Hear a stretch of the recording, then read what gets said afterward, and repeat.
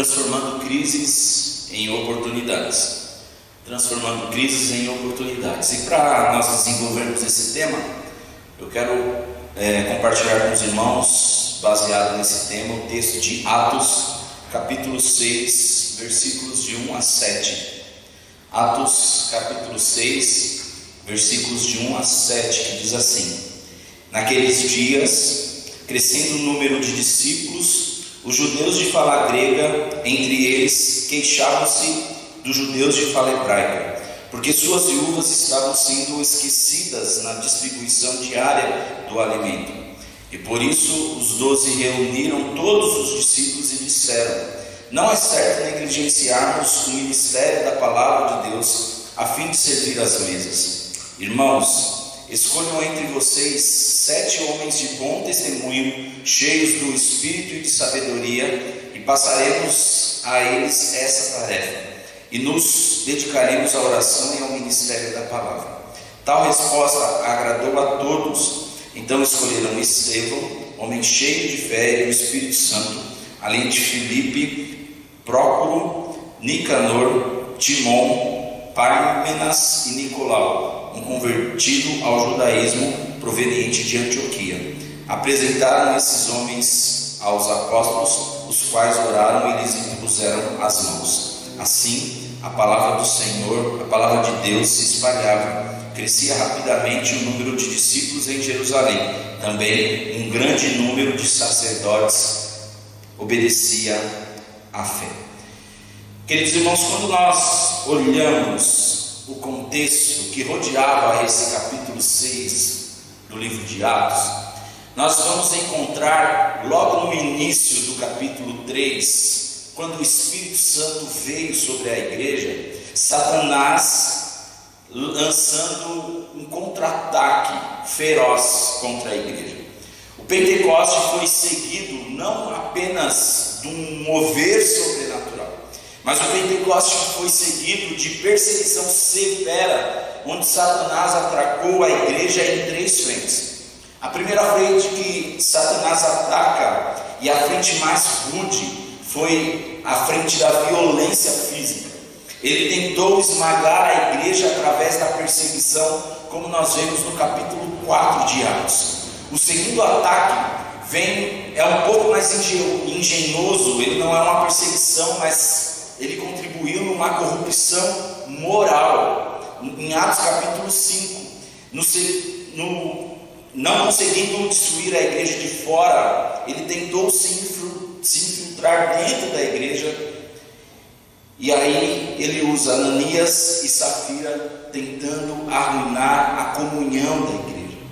E o terceiro plano dele, e mais sutil, foi a distração que a igreja poderia viver, que nós lemos agora no capítulo 6. Já que Satanás não conseguiu derrotar a igreja de fora para dentro por meio da perseguição, e nem de dentro para fora por meio da corrupção, agora ele tenta destruir a igreja por causa da distração dos seus líderes, porque os apóstolos estavam preocupados em servir às mesas do que pregar o evangelho e orar. Curiosamente, meus queridos irmãos, a crise que está começando, ameaçando aquela igreja, agora não é por causa de uma coisa ruim, não é por corrupção, não é por perseguição, mas sim por causa da assistência social que aquela igreja estava oferecendo.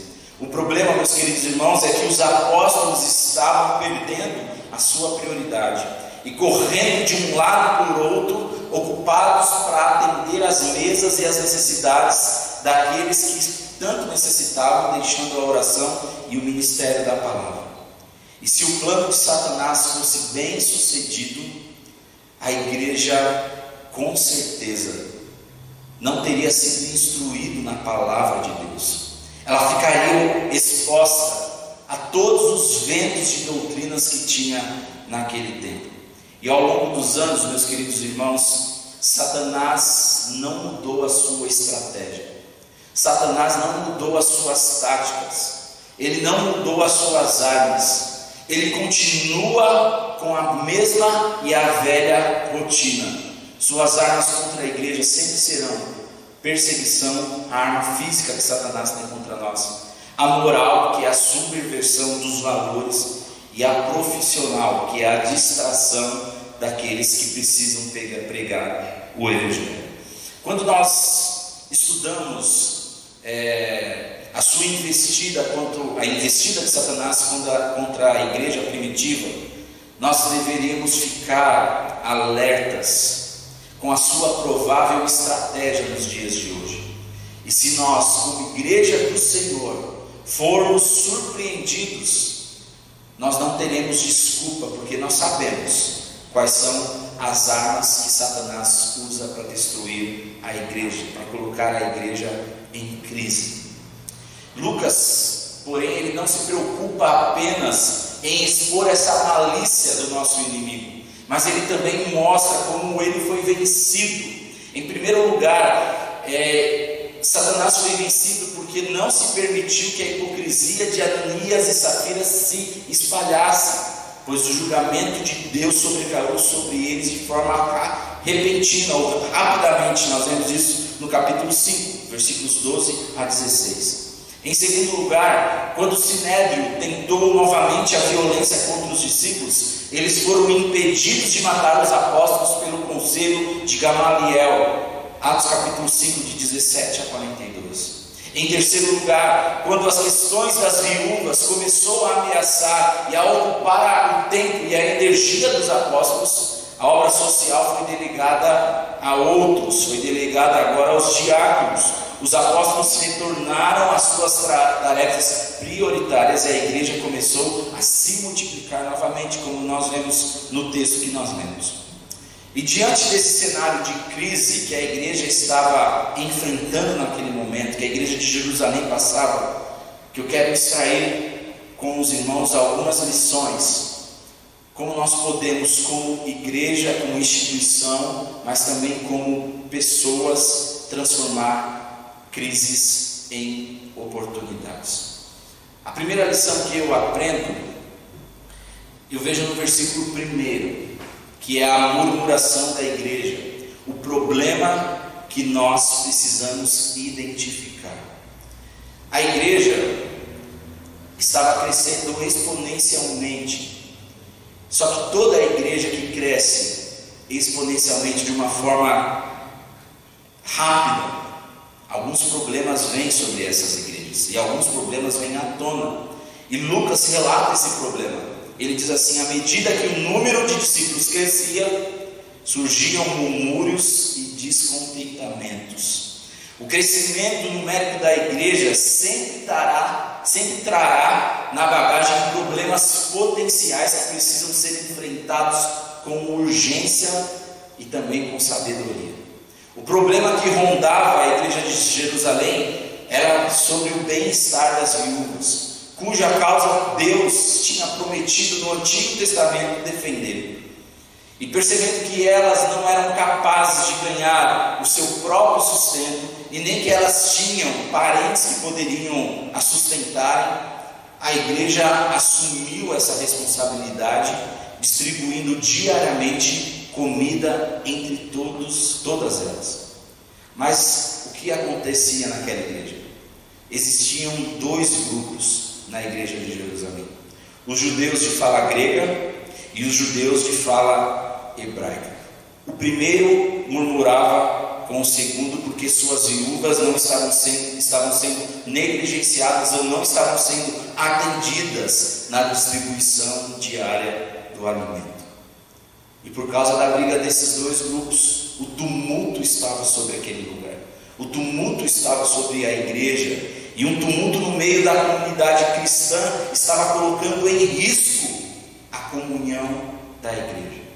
A comunhão que fora atacada por causa da hipocrisia de Ananias e Safira, agora estava sendo atacada pela briga de dois grupos, ou pela injustiça que um grupo via do outro grupo.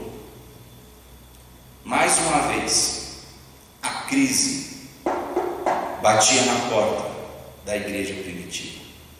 E esse problema, e além, meus irmãos, do que uma tensão cultural, uma tensão de pensamentos dos judeus que moravam na Palestina e em Jerusalém, do que os judeus que moravam em outras regiões durante muitas gerações. Os apóstolos, eles fazem uma análise e eles discernem esse problema, que o problema era muito mais profundo do que uma briga cultural. O problema era a administração social estava ameaçando ocupar o tempo dos apóstolos, impedindo eles de fazer a obra específica que Cristo tinha colocado para eles, tinha confiado em suas mãos, que era o ensino e a pregação. E olhando para o problema, meus queridos irmãos, os apóstolos precisavam urgentemente tomar uma ação e corrigir esse problema. Os apóstolos em nenhum momento foram negligentes e nem omissos. Os apóstolos em nenhum momento falaram que a ação social era mais importante que o ministério da palavra. Não, em nenhum momento. Mas os apóstolos agiram com rapidez e sabedoria para estancar aquela hemorragia que colocava em risco a paz interna da igreja e o testemunho externo que a igreja precisava dar. Imagine, meus queridos irmãos, se aquela briga continuasse. Imagine se aquela briga continuasse. O testemunho que aquela igreja daria ao mundo. Um testemunho errôneo, um testemunho pecaminoso. Meus queridos irmãos, nós como igreja do Senhor, como crentes em Cristo Jesus, quando nos vemos em crise, nós precisamos olhar para o problema e estancar a hemorragia que esse problema traz para as nossas vidas, estancar a hemorragia que o problema traz para dentro da igreja. Assim como fizeram os apóstolos, agiram com rapidez e com sabedoria. Que possamos olhar para o momento de crise que estamos passando, analisar dentro de nós aquilo que precisa melhorar e corrigir hoje, não deixar para amanhã, para depois da manhã, para daqui um mês. Que possamos corrigir hoje, assim como fizeram os apóstolos. Corrija hoje, meu querido, aquilo que precisa ser corrigido. Coloque diante do Senhor seu coração, seus pensamentos. Haja com sabedoria, peça com sabedoria ao Senhor. A segunda lição, nós vamos encontrar do versículo 2 até o versículo 6, que é a decisão dos apóstolos, ou seja, a solução daquele problema. Nós verificamos no versículo 1 que o problema foi identificado, que se encontrou uma imediata solução do versículo 2 ao versículo 6, e depois teve o resultado, que nós vamos ver no próximo ponto, mas o resultado foi o crescimento da igreja, versículo 7. E é nesse exemplo da igreja de Jerusalém que nós vemos uma solução prática para solucionar os problemas. E pastor, qual é essa solução? Em primeiro lugar, reconhecer o problema. Em segundo lugar, se recusar a subordinar o que não é essencial. Terceiro, remover as causas de reclamações. E em quarto, colher os resultados de uma solução sensata. Os apóstolos não ficaram na defensiva quando o problema surgiu. Eles acolheram a crítica dos judeus de fala grega e tiveram coragem de fazer uma correção de rota. Vem aqui comigo, presta atenção. Quando você vai viajar, vai se deslocar de um lugar ao outro e você não sabe o caminho, o que você faz? Pega o seu celular, põe no seu GPS, rua, tal, e vai. Quando você sai com o seu carro em direção a esse lugar desconhecido, a primeira coisa que você faz é pegar o seu celular e colocar o endereço. Só que no meio do caminho, quem nunca passou por isso? Você erra uma rua. Você errou a rua, o que acontece com o GPS? Automaticamente ele recalcula a rota e põe você novamente no caminho. Mesmo que você tenha que dar uma volta maior, o seu percurso se torne maior, você vai chegar no caminho, vai chegar ao seu destino. Só que na vida cristã, ou na vida, esse recalcular a rota automaticamente não existe. A vida não é assim. Quando nós identificamos um problema e erramos o caminho, nós precisamos reconhecer o problema. Nós precisamos parar de reclamar e trabalhar para encontrar a solução desse problema, assim como fizeram os apóstolos.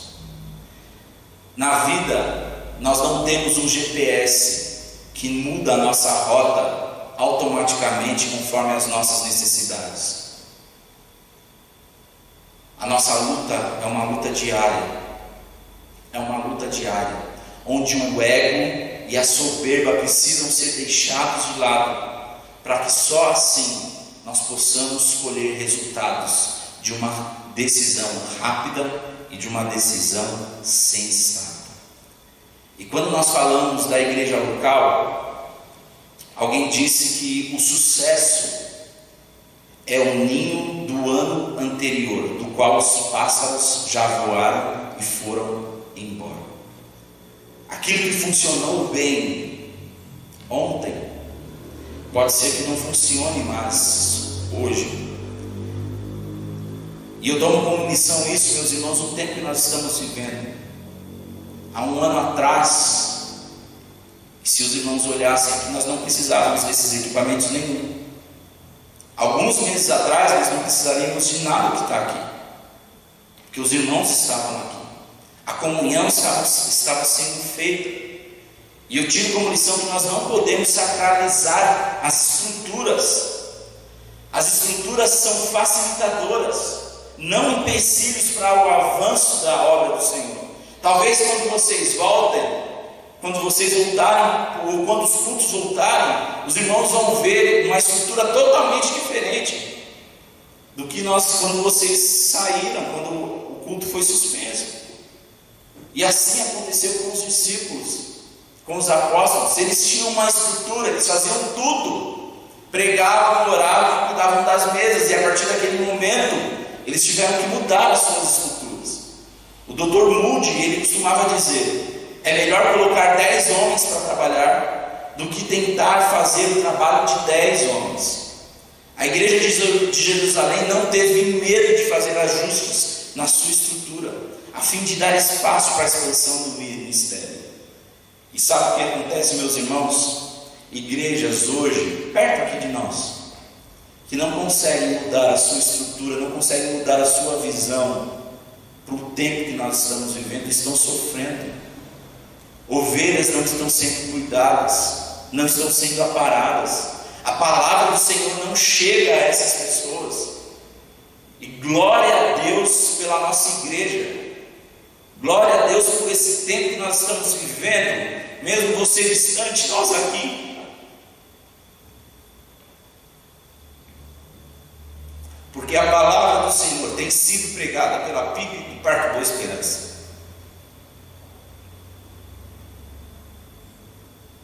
Essa decisão para aquela igreja, a igreja de Jerusalém, foi um divisor de águas na história da igreja. Ela ilustra um princípio vital, importante e urgente nas igrejas nos dias de hoje. E o princípio é esse, meus queridos: Deus chama todo o seu povo para um ministério. Ele chama pessoas diferentes para ministérios diferentes. A obra dos 12 e dos 7 são igualmente chamadas no texto em grego de diaconia, ou a diaconia no serviço social e a diaconia da palavra, o ministério ou o serviço, ou seja, a ação social e a pregação do Evangelho. Nenhum desses ministérios, como eu já disse, é superior ao outro. Ambos os ministérios são ministérios cristãos que visam servir ao Senhor, que visam servir a Deus e ao seu povo. Ambos exigem pessoas espirituais, como nós lemos, pessoas cheias do Espírito Santo para exercer esses ministérios. A única diferença está na forma que cada ministério assume, exigindo os seus dons e chamados diferente.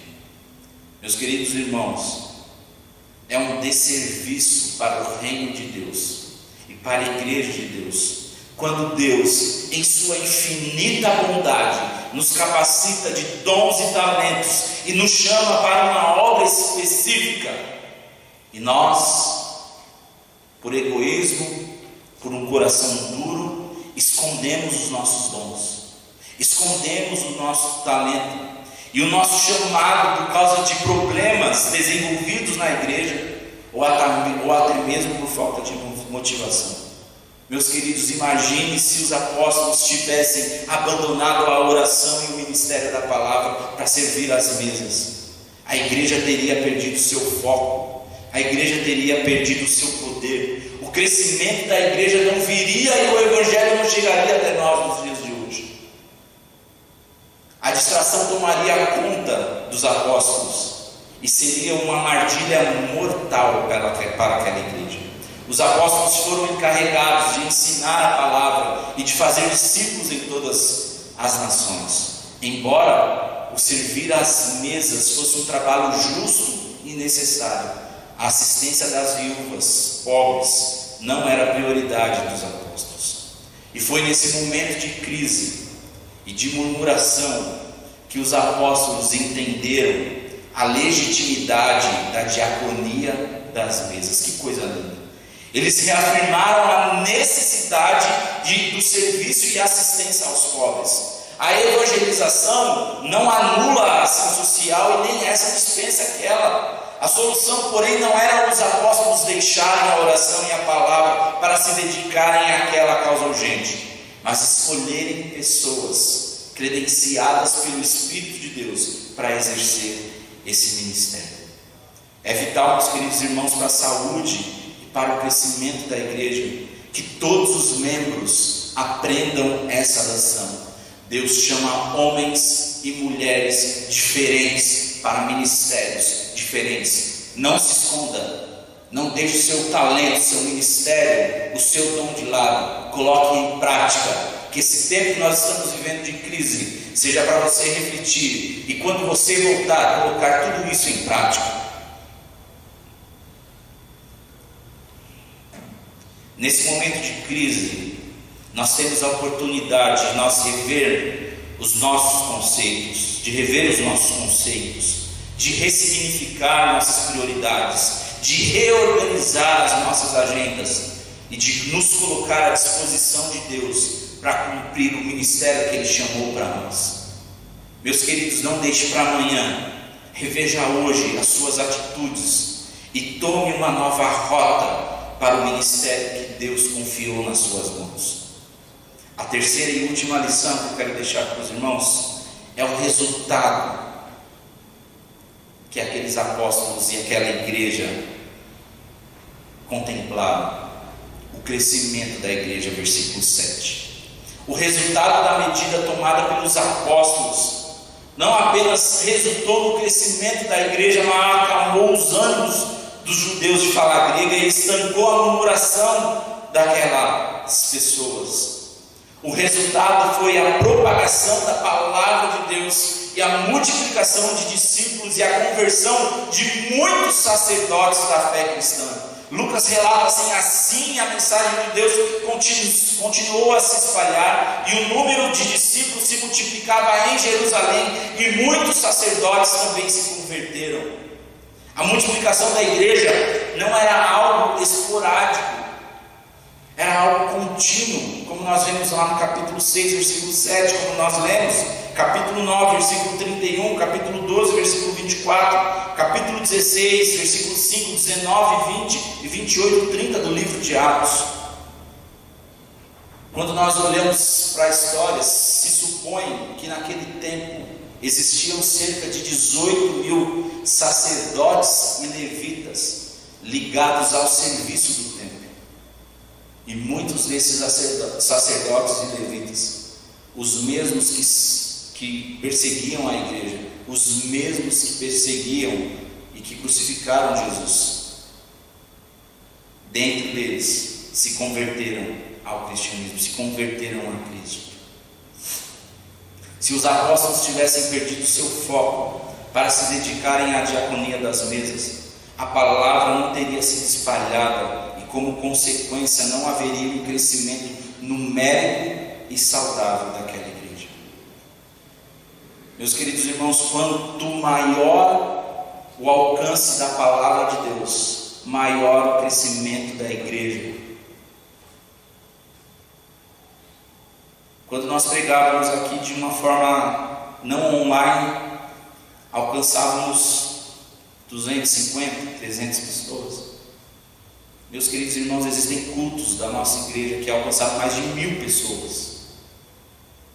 Quanto maior o alcance da palavra, maior o crescimento da igreja. A palavra do Senhor é o principal instrumento usado por Deus para levar a igreja ao crescimento espiritual e ao crescimento numérico.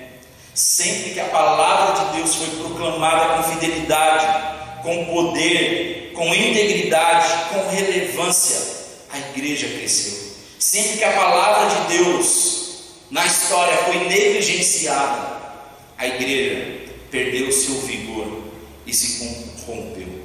O crescimento da igreja agora atinge também esses sacerdotes do partido dos saduceus, a classe religiosa que liderava a perseguição à igreja.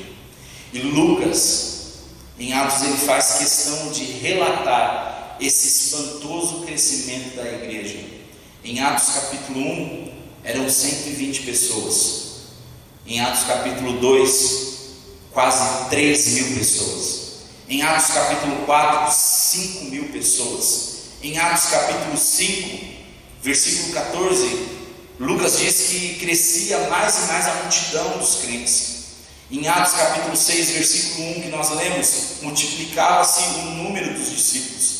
Em Atos capítulo 6, versículo 7, assim a mensagem de Deus continuou a se espalhar, o número dos discípulos se multiplicava em Jerusalém e muitos sacerdotes também se converteram.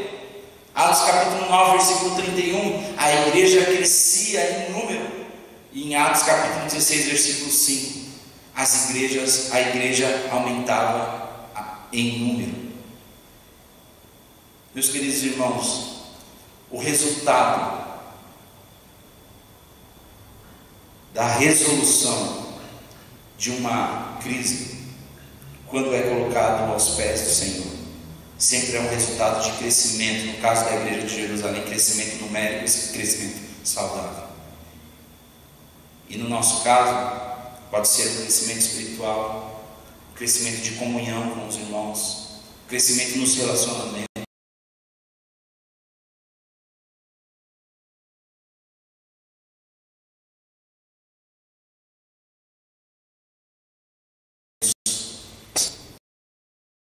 A crise é uma encruzilhada, onde uns colocam a estrada da vitória, outros descem ladeira abaixo do fracasso. A crise leva aos verdadeiros heróis, revela os verdadeiros heróis. Uns ficam esmagados debaixo da bota dos gigantes, outros olham para os horizontes largos por sobre os ombros dos gigantes. Na crise, uns fracassam, outros triunfam. É no ventre da crise que surgem os grandes vencedores. A crise é um tempo de oportunidade. Uns olham para ela como a porta da esperança, e outros a veem como a sepultura dos seus sonhos. Fecha aspas. Talvez no meio dessa crise sem precedentes na história recente da humanidade, você esteja desanimado e sem esperança. Talvez sua força, o seu vigor estejam sendo minados pelo medo e pelas incertezas do futuro. Talvez você tenha escondido há muito tempo os seus dons e os seus talentos e colocado à mercê do tempo. E talvez a sua agenda esteja ocupada com planos e projetos pessoais e tem sobrado pouco tempo para as prioridades do reino de Deus. Talvez o chamado que Deus te fez há muito tempo esteja escondido, jogado a um segundo plano. Hoje eu tenho uma boa notícia para você. A crise gera medo, gera insegurança e instabilidade. Mas a crise é um tempo de oportunidade e da intervenção sobrenatural de Deus. Que Deus possa nos abençoar, que essa crise possa nos trazer lições exponenciais, para que nós possamos entender o propósito de Deus nas nossas vidas. Que Deus nos abençoe.